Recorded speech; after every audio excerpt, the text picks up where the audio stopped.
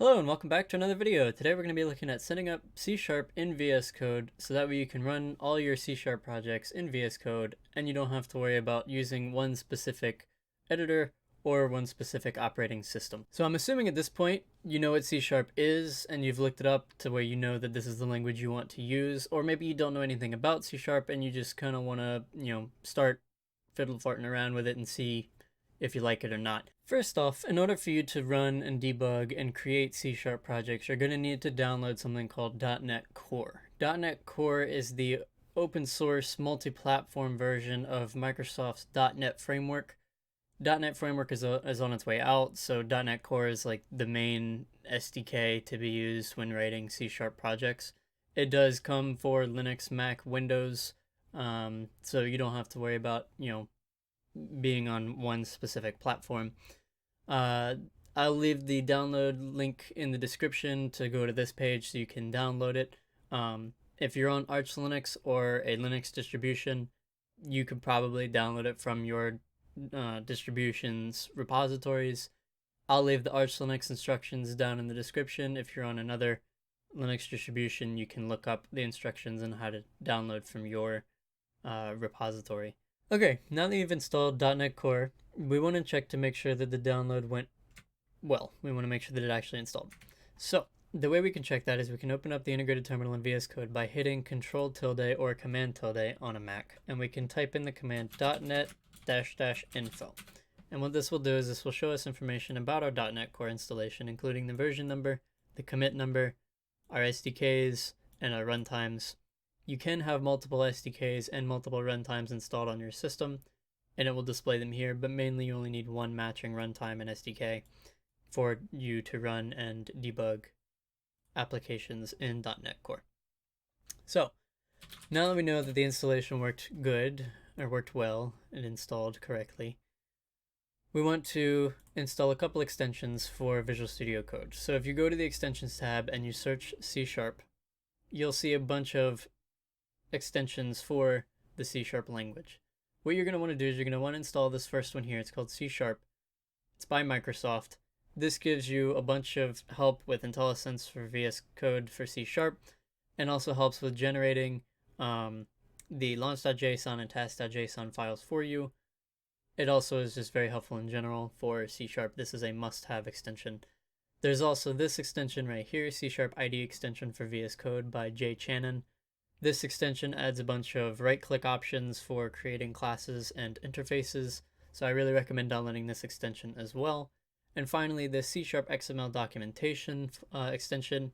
What this does is this allows you to create documentation comments just like you would in Java, per se, but it's a little bit different. It's more of like an XML type comment. So I would really recommend installing this extension as well. So once you have these three extensions installed, we can now go ahead and try and open our workspace. If you don't already know what a workspace is or how workspaces work, you can go check out my previous video. Again, that'll be linked in the description, and it explains how workspaces work, how to use them, etc. So you can go check that out and come back here, and we can finish up with our C# introduction. So I already have a folder set up, so I'm going to go ahead and open that real quick. This is going to be our C# workspace, and you can see it's actually called C# workspace up here. So now we want to create a .NET Core console application so that we can run and debug and program in C#. So how do we do that? So first of all, we want to open the terminal again. And this time I'm going to run a command called .NET new-h. And what this will do is this will show all the different projects you can create with the .NET command line tools. So as you can see, this console application here, this is going to be the one we're going to work on, and this is going to be the one we use to open our project. But there are tons of other project types you can create with this tool, including ASP.NET Core applications, Razor pages, unit tests, WinForms if you're specific to Windows, WPF applications if you're specific to Windows, .NET gitignore files, etc. So the .NET tools for the terminal are extremely useful and extremely helpful. So we'll go ahead and clear the terminal really quick. We'll bring it back down to a normal size, and then we'll go ahead and create our new project. So we're going to do .NET new console to indicate we want to create a new console project. We're going to add the name flag, so -n, to name our project. And when we name a project using the .NET tools, it takes all the files that would be for the project and it puts it into a separate folder under the name we call the project. So it's a better way of keeping our workspace clean so we don't have a bajillion files everywhere. So we're going to go ahead and name this introduction, and we're going to hit enter. And now we have this folder here called introduction under our workspace. We can click the folder and you'll see we have a few things under this introduction folder. We have a program.cs, introduction.csproj, and our object file, our object folder. If we click our program.cs file and we open it up and click inside of it, we're going to get this notification from our C# extension by Microsoft saying that there are required assets to build and debug the project that are missing. Do we want to add them? Always click yes. If this shows up, always click yes. And what that'll do is that you can see over here we now have a .vscode folder with a launch.json and a tasks.json. So this launch.json can be created manually. If you come into this debug section and you click this cog, right now because the launch.json is already created, it just takes me to the launch.json. But if you click this cog and you haven't already created a launch.json, it'll bring up a little menu, kind of like this menu, asking if you want to do the .NET template. You click the .NET template and it will create the launch.json and tasks.json for you from there. So what is a launch.json? So this launch.json tells Visual Studio Code how to launch your project. This is the name of the launch. So if we go back to the debug panel, we can see that's the name of what's going to be run when we launch our project, hitting F5 or clicking this green start debugging button. So we can actually rename this to something else if we want to, like we can call this debug and then save the file, and you can see now it is called debug. This type here is the type of configuration for the project. Usually you want to just keep this at whatever the default is. Usually it's core CLR. This really is, not too important, so you don't really need to change that. This request here is the request type of the configuration, can either be launch or attach. Launch will just launch your program. Attach will attach your process to whatever process you decide to attach your thing to. We have our pre-launch task. So what this pre-launch task is it's a task from our tasks.json file. So I'll go ahead and open up our tasks.json file. And you can see here we have multiple tasks available to us to use as our pre-launch task. So this first task is called the build task. And what this does is this builds our project using the .NET commands. And it builds based on our CS project file, which gives details about our C# project. We have another task called publish, and this is if we were creating some sort of like class library or something, we could publish our class library to the NuGet directory, and people can go and download our NuGet package and install the NuGet package into our into their project and use it that way. And there's also finally a watch task, and this watch task is if you've ever heard of Java's live debugging, this is essentially the same for C#. It allows you to, while you're debugging the code, you can change stuff in the code, save the code, and it will go ahead and update your program with whatever code changes you made. So you don't have to constantly stop and start your project. So these are the tasks we have available to us. And in our pre-launch task file, in our launch.json file, this pre-launch task here is whichever task we want to run before we launch our project. So we have set to build our project before we launch it because we have to build the project before we launch the project. This right here is our program. This is the file to run. This usually is auto-populated if you clicked the notification. Otherwise, it's generally just the workspace folder, the name of your project, the bin folder, debug folder, the target framework that you're using, and then the DLL file that is the name of your project. We have args here for our command line arguments. So if we run the project in Visual Studio Code, we're not like running it from the terminal. We're not doing like / whatever and then giving, different command line arguments. So this is where we would put our command line arguments, and we would type them in kind of like so. So if we had like cat, dog, pig, etc., these would be 3 individual command line arguments for our project. So we have an array that we can put command line arguments for our project when we debug in here. Now this CWD is our current working directory. You generally just set that to the workspace folder and the name of your project.